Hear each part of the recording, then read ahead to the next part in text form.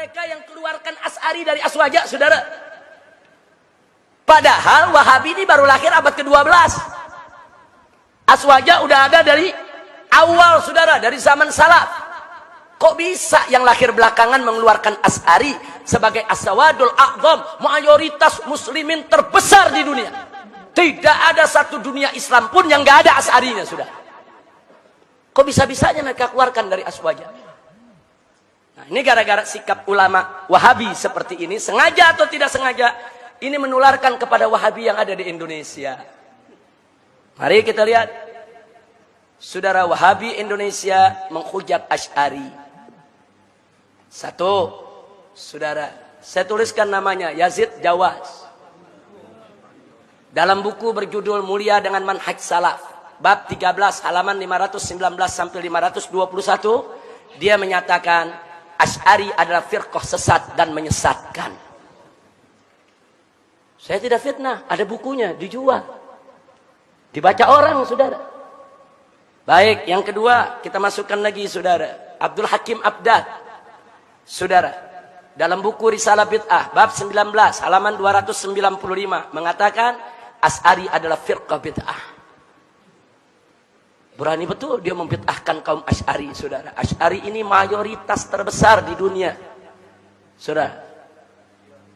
Baik, yang ketiga kita lihat, saudara, yaitu Hartono Ahmad Jaiz dalam buku Bila Kiai Dipertuhankan halaman 165 sampai 166. Dia mengatakan Asy'ari bukan ahlus sunnah yang dibawa imam yang 4. Dia tulis ada dalam bukunya. Saya tanya, ini hujatan bukan buat Asy'ari? Hujatan. Kita dianggap bukan ahlus sunnah, bahkan dianggap sesat, ahli bid'ah. Kemudian yang keempat, Mahrus Ali, ngaku mantan pengurus NU, saudara. Dia mengarang lebih dari 10 buku. Isi bukunya, saudara, menghantam habis amaliyah kaum Asy'ariyah dari kalangan NU. Jadi mereka sebut tuh yang namanya tabarukan, tawasulan, ziarah kubur, gosidahan, baca nasid-nasid Islami, saudara. Itu semuanya penyakit TBC. T-nya tahayul, saudara, B-nya bid'ah, C-nya khurafat. Dia kasih istilah. Jadi Asy'ari ini di Indonesia ini sudah mengidap penyakit TBC. Nah, penyakit TBC itu penyakit tahayul, penyakit bid'ah, dan penyakit khurafat. Ada dalam bukunya. Saya beli bukunya, saudara. Ada 11 buku yang saya beli, karangan dia. Saya baca semua. Cuman jangan saya baca nanti saya dituduh Wahabi, ya. Baca aja kan boleh untuk mempelajari. Baik, kita punya. Ini bukunya semua, ini yang kita tuliskan di sini kita punya. Saya nggak berani tuliskan di sini kalau saya nggak punya, saudara. Nanti begitu dituntut, mana bukunya? Saya nggak punya. Ini bukunya semua ada di perpustakaan kita di MS, saudara, Megamendung. Sebagian ada di sini. Baik, yang kelima, Firanda Andirja. Yang keenam, Khalid. Yang ketujuh, Bawazir. Yang kedelapan, Riyad Bajri. Ini semua bisa kita dapatkan dalam YouTube. Nah, Anda nggak perlu repot-repot beli. Buka YouTube ketemu. Tulis saja namanya ketemu, saudara. Nah, sekarang apa yang dilakukan Firanda Andirja? Menghantam habis tokoh Asy'ari yang sangat dihormati di Indonesia, yaitu ulama besar dari Mekah, seorang Sayyid, seorang Syarif, Abuya Sayyid Muhammad bin Alwi Al-Maliki. Dia hantam habis, saudara. Dia tentang semua, bahkan soal cium tangan dia musyrikan, saudara. Silakan dengarkan ceramahnya di YouTube, saudara.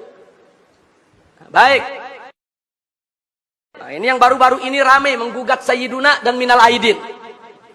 Urusan Minal Aidin yang banyak diamalkan kaum Asy'ari di Indonesia digugat-gugat. Minal Aidin bid'ah lah, enggak nyunnah lah, saudara. Nah, kemudian disindir-sindir, apa tuh Minal Aidin? Selamat kembali. Kembali dari apa? Mesti disebutin dong. Kembali dari Jakarta, kembali dari Surabaya. Masya Allah. Tuh ada sindiran macam itu, saudara. Nah, jadi sekali lagi hal yang nggak penting, saudara. Mereka korek. Akhirnya timbul perdebatan di mana-mana dan bisa mengantarkan kepada perpecahan. Jadi sekali lagi hal yang nggak penting, saudara. Mereka korek akhirnya timbul perdebatan di mana-mana dan bisa mengantarkan kepada perpecahan. Ini yang belum lama ini rame, saudara, mengatakan kaum Asy'ari itu kalau ba'da sholat tuh baca-baca selawat, saudara, itu lagi nyanyi itu lagu ba'da maghrib namanya. Masya Allah, kenapa usil? Kalau mereka nggak mau zikir bersama, ya nggak usah zikir bersama, nggak usah usil dengan amaliyah saudaranya. Orang NU yang baca selawatan, saudara, orang-orang Asy'ari yang baca-baca qasidah, nggak usah usil. Nah kemudian Riyad Bajri, saudara, oh ini paling ekstrim lagi nih. Nah, dia katakan demo siapapun sesat dan halal darahnya. Bahkan dalam rekaman lainnya dia katakan apa? Kita ini dituduh Wahabi, hajar itu yang menuduh kita.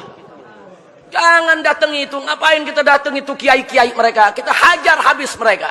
Ini termasuk wala dan barra. Jadi artinya kalau ada orang mendatangi Kiai Asy'ari, berarti dia nggak punya barra, nggak punya wala kepada tauhid. Silakan dengarkan, saudara. Jadi saya tidak memfitnah, saya tidak menuduh, saudara. Ini fakta semua ada. Nah, jadi kalau memang saudara-saudara saya di Wahabi yang baik, yang santun, yang selama ini dekat dengan saya, tidak mau saya mengkanter persoalan-persoalan seperti ini, tolong nasihati mereka ini. Nasihati saudara-saudara mereka. Jangan mentang-mentang kita diam, mereka terus menindas kita. Jangan, bukan mereka aja yang hafal Quran, bukan mereka aja yang hafal hadis, bukan mereka saja yang tahu tafsir, bukan. Ahlus sunnah wal jamaah, ini gudang ulama, gudang ahli tafsir, gudang ahli hadis, gudang ahli usul, gudang ahli akidah. Mau yang mana ahlinya? Kita sediakan, saudara. Jangan. Jadi kalau nggak mau buat kita marah, tolong mereka ini direda. Suruh jangan bikin pernyataan yang mecah belah umat. Saya mau tanya, saudara, ini kalau pernyataan begini lama-lama Asy'ari tersinggung tidak? Lama-lama marah tidak? Kalau marah bisa jadi konflik tidak? Saya mau tanya, kalau begini caranya lama-lama Wahabi bisa diganyang tidak? Bisa diperangi tidak?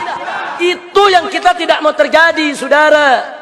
Biarkan perpecahan yang terjadi di Syria, yang terjadi di Irak, yang terjadi di Libya, yang terjadi di Yaman, tidak boleh terjadi di Indonesia.